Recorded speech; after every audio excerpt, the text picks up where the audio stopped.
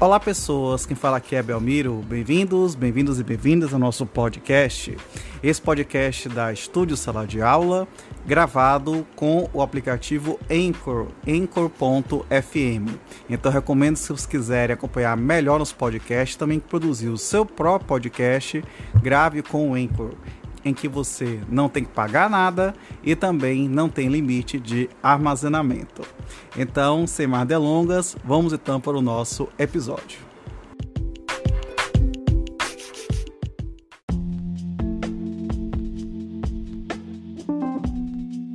Capítulo 6. Da celebração do casamento, artigo 1533. Celebrar-se-á o casamento no dia e lugar previamente designados pela autoridade que houver de presidir o ato, mediante petição dos contraentes que se mostrem habilitados com a certidão do artigo 1531.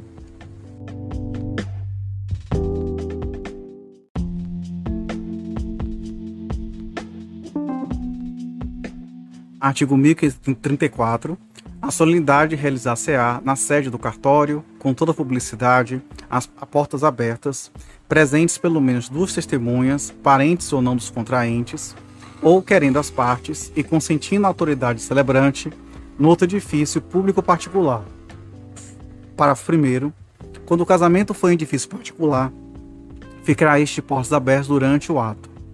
Parágrafo 2º. Serão 4 testemunhas, na hipótese do parágrafo anterior, se algum dos contraentes não souber ou não puder escrever.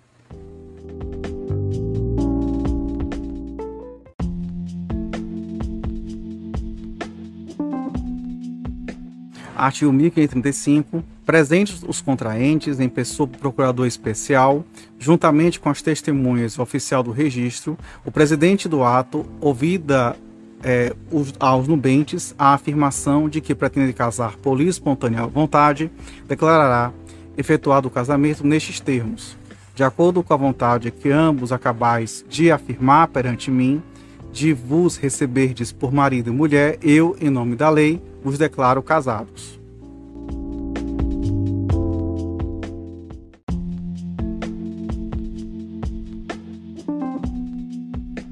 Artigo 1536. Do casamento, logo depois de celebrado, lavrar-se-á o assento no livro do registro. No assento, assinado pelo presidente do ato, pelos cônjuges, as testemunhas oficiais do registro serão exarados. Inciso 1. Os prenomes, sobrenomes, datas de nascimento, profissão, domicílio e residência atual dos cônjuges. Inciso 2. Os prenomes, sobrenomes, datas de nascimento ou de morte, domicílio e residência atual dos pais. Inciso 3. O prenome e sobrenome do cônjuge precedente e a data da dissolução do casamento anterior. Inciso 4. A data da publicação dos proclamas e da celebração do casamento. Inciso 5. A relação dos documentos apresentados ao oficial do registro. Inciso 6. O prenome, sobrenome, profissão, domicílio e residência atual das testemunhas. Inciso 7. O regime do casamento, com a declaração da data e do cartório, em cujas notas foi lavrada a escritura antinupcial, quando o regime não for o da comunhão parcial ou obrigatoriamente estabelecido.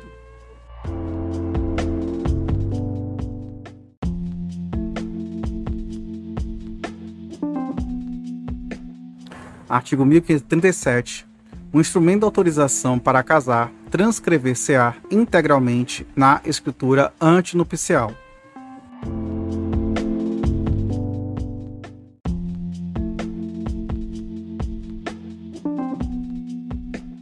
Artigo 1538. A celebração do casamento será imediatamente suspensa se algum dos contraentes, inciso 1, recusar a solene afirmação da sua vontade, inciso 2, declarar que esta não é livre e espontânea, inciso 3, manifestar-se arrependido.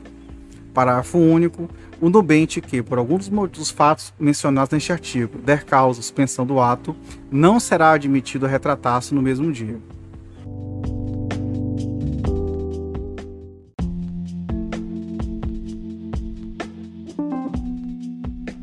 Artigo 1539. No caso de moléstia grave de um dos nubentes, o presidente do ato irá celebrá-lo onde se encontrar o impedido, sendo urgente ainda que à noite, perante 2 testemunhas que saibam ler e escrever. Parágrafo 1º. A falta ou impedimento da autoridade competente para presidir o casamento, supre-se-á por qualquer dos seus substitutos legais e a do oficial do registro civil por outro ad hoc, nomeado pelo presidente do ato. Parágrafo 2º. O termo avulso, lavrado pelo oficial ad hoc, será registrado no respectivo registro dentro de 5 dias, perante 2 testemunhas, ficando arquivado.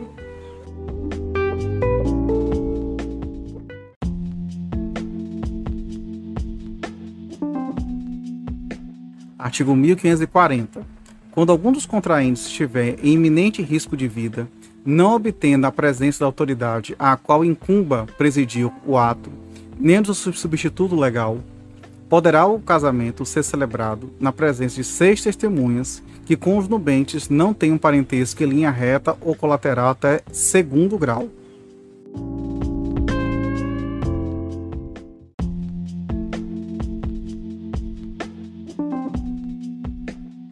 Artigo 1541. Realizado o casamento, devem as testemunhas comparecer perante a autoridade judicial mais próxima dentro de 10 dias, pedindo que lhes tomem por termo a declaração de: inciso 1, que foram convocadas por parte do enfermo; inciso 2, que este parecia em perigo de vida, mas em seu juízo; inciso 3, que em sua presença declararam os contraentes, livre e espontaneamente, receber-se por marido e mulher. Parágrafo 1º. Autuado o pedido e tomadas as declarações, o juiz procederá às diligências necessárias para verificar se os contraentes podiam ter se habilitado, na forma ordinária, ouvidos os interessados que o requererem, dentro de 15 dias. Parágrafo 2º. Verificada a idoneidade dos cônjuges para o casamento, assim o decidirá a autoridade competente, com recurso voluntário às partes. Parágrafo 3º. Se a decisão não se tiver recorrido, ou se ela passar em julgado, apesar dos recursos interpostos, o juiz mandará registrá-la no livro do registro dos casamentos. Parágrafo 4º. O assento assim lavrado retroagirá os efeitos do casamento quanto ao estado dos cônjuges à data da celebração. Parágrafo 5º. Serão dispensadas as formalidades deste e do artigo antecedente, se o enfermo convalescer e puder ratificar o casamento na presença da autoridade competente e do oficial do registro.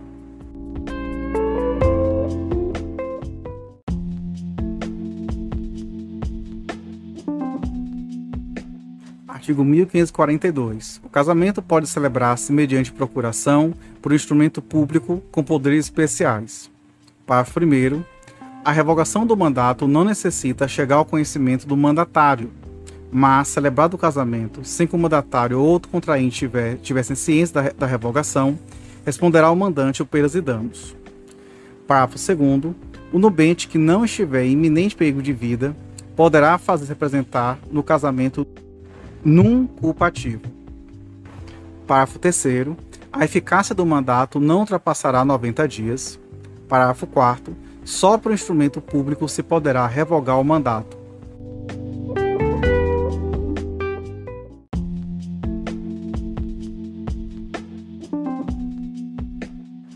Capítulo 7. Das provas do casamento. Artigo 1543. O casamento celebrado no Brasil prova-se pela certidão do registro. Parágrafo único. Justificada a falta ou perda do registro civil, é admissível qualquer outra espécie de prova.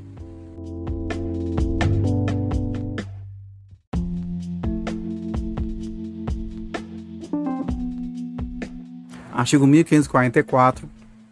O casamento de brasileiro, celebrado no estrangeiro, perante as respectivas autoridades ou os cônsules brasileiros, deverá ser registrado em 180 dias, a contar da volta de um ou de ambos os cônjuges ao Brasil, no cartão respectivo domicílio, ou, em sua falta, no primeiro ofício da capital do estado em que passarem a residir.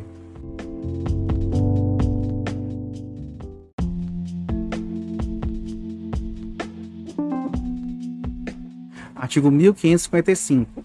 O casamento do menor em idade núbil, quando não autorizado por seu representante legal, só poderá ser anulado se a ação for proposta em 180 dias, por iniciativa do incapaz, ao deixar de sê-lo, de ser representantes legais ou de seus herdeiros necessários.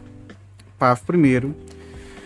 O prazo estabelecido nesse artigo será contado do dia em que cessou a incapacidade, no primeiro caso, e a partir do casamento, no segundo, e no terceiro da morte do incapaz. Parágrafo 2º. Não se anulará o casamento quando a sua celebração houverem assistido os representantes legais do incapaz ou tiverem, por qualquer modo, manifestado sua aprovação.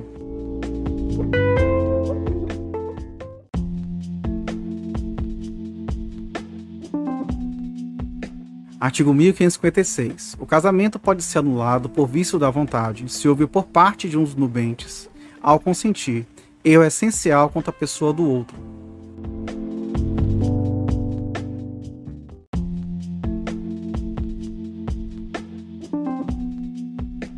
Artigo 1557.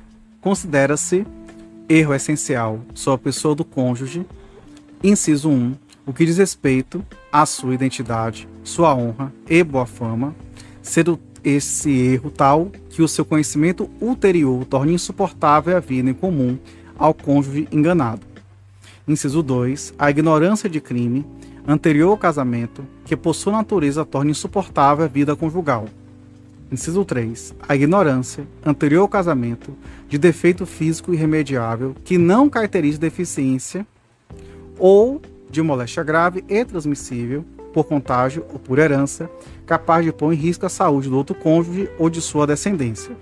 Inciso 4, revogado.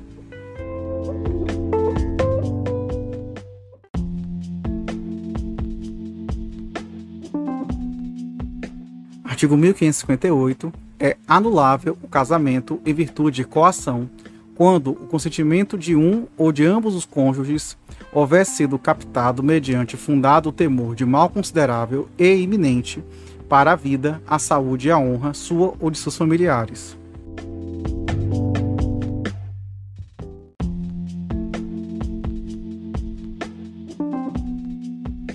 Artigo 1559.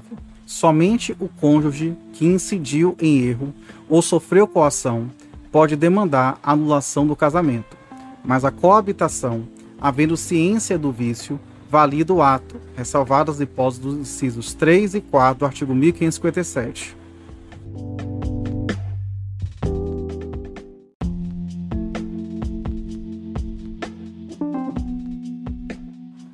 Artigo 1560. O prazo para ser intentada a ação de anulação no casamento, a contar da data da celebração, é de: inciso 1, 180 dias, no caso do inciso 4 do artigo 1550. 2 anos, se incompetente autoridade celebrante. 3 anos, nos casos dos incisos 1 a 4 do artigo 1557. Inciso 4, 4 anos, se houver coação. Parágrafo 1º. Extingue-se em 180 dias o direito de anular o casamento dos menores de 16 anos, contado o prazo para o menor do dia que perfez essa idade, e da data do casamento para os representantes legais ou ascendentes. Parágrafo 2º. Na hipótese do inciso 5 do artigo 1550, o prazo para anulação do casamento é de 180 dias a partir da data em que o mandante tiver conhecimento da celebração.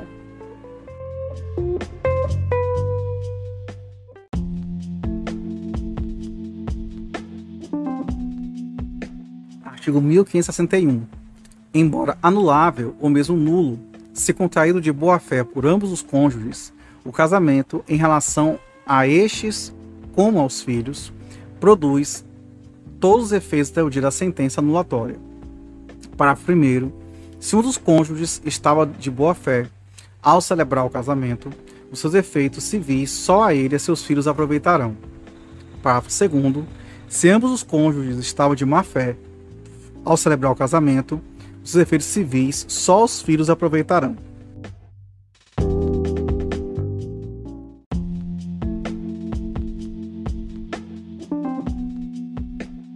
Artigo 1562.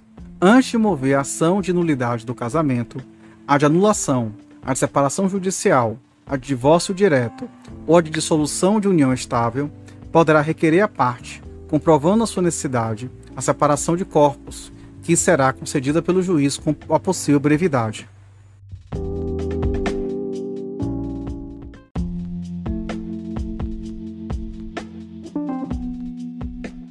Artigo 1563. A sentença que decretar a nulidade do casamento retroagirá a data da sua celebração, sem prejudicar a aquisição de direitos, a título oneroso, por terceiros de boa-fé, nem a resultante de sentença transitada em julgado.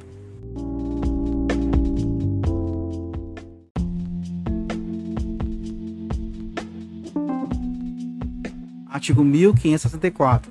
Quando o casamento for anulado por culpa de um dos cônjuges, este incorrerá, inciso 1, na perda de todas as vantagens havidas do cônjuge inocente, inciso 2, na obrigação de cumprir as promessas que lhe fez no contrato antinupcial.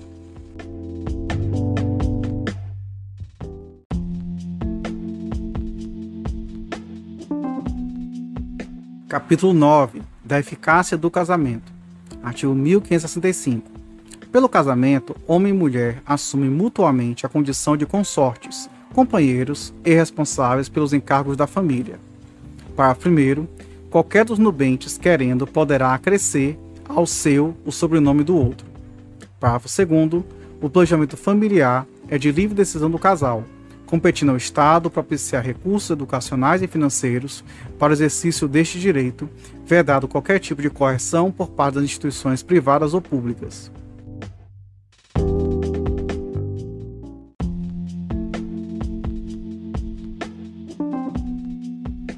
Artigo 1566. São deveres de ambos os cônjuges. Inciso 1. Fidelidade recíproca. Inciso 2. Vida em comum no domicílio conjugal. Inciso 3. Mútua assistência. Inciso 4.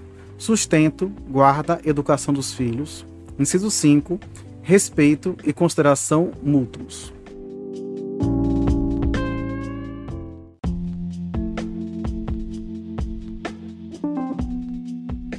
Artigo 1567. A direção da sociedade conjugal será exercida em colaboração pelo marido e pela mulher, sempre no interesse do casal e dos filhos.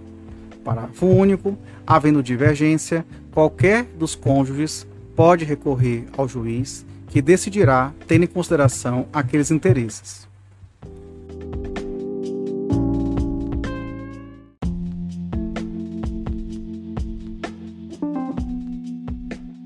Artigo 1568. Os cônjuges são obrigados a concorrer, na proporção de seus bens e seus rendimentos do trabalho, para o sustento da família e a educação dos filhos, qualquer que seja o regime patrimonial.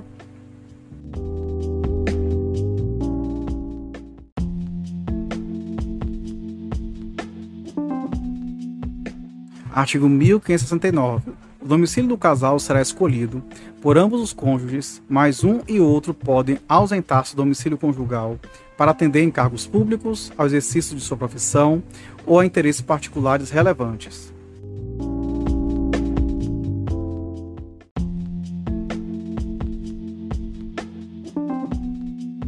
Artigo 1570. Se qualquer dos cônjuges estiver em lugar remoto ou não sabido, encarcerado por mais de 180 dias, interditado judicialmente ou privado episodicamente de consciência em virtude de enfermidade ou de acidente, outro exercerá com exclusividade a direção da família, cabendo a administração dos bens.